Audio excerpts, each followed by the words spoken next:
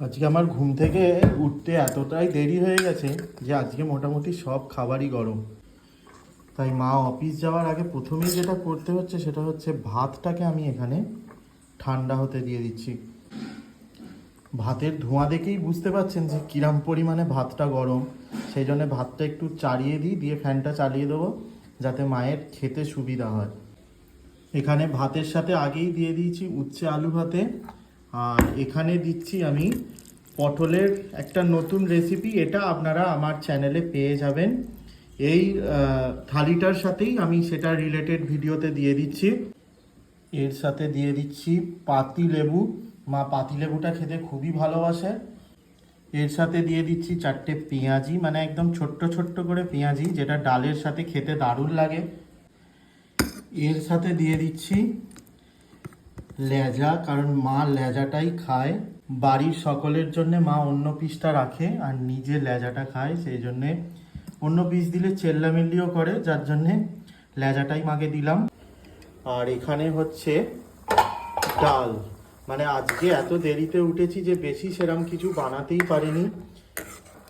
এখন ঘড়িতে প্রায় 8:30, মা অফিস বেরোবে, সেই জন্যে তার আগে যতটা হয়েছে সেটাই আমি বানিয়ে দিয়েছি।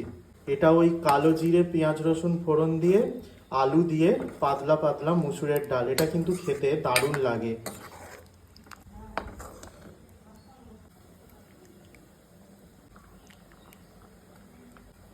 এইরকম পাতলা পাতলা মসুর ডাল কিন্তু অনেকেই খেতে ভালোবাসে, তার অন্যথা কিন্তু আমরাও নয়, আমরাও খেতে এইটা খুব ভালোবাসি।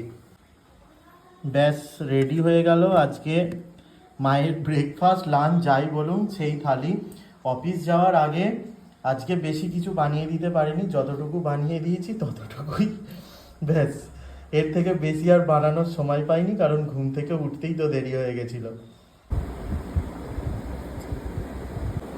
প্রথমে উচ্ছে ভাত এটা দিয়ে খেয়ে নিয়ে তারপরে এটা কেমন হয়েছে বলবে, পটলের ভর্তা হোক বা যাই হোক।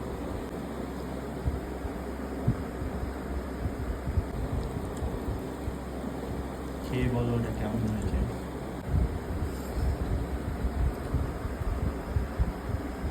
খুব ভালো হয়েছে। এই দিয়েই ভাত খাওয়া হয়ে যাবে। সত্যি কি ভালো হয়েছে? খুব ভালো হয়েছে, ওই দিয়েই ভাত খাওয়া হয়ে যাবে, আর কিছু দরকার নেই।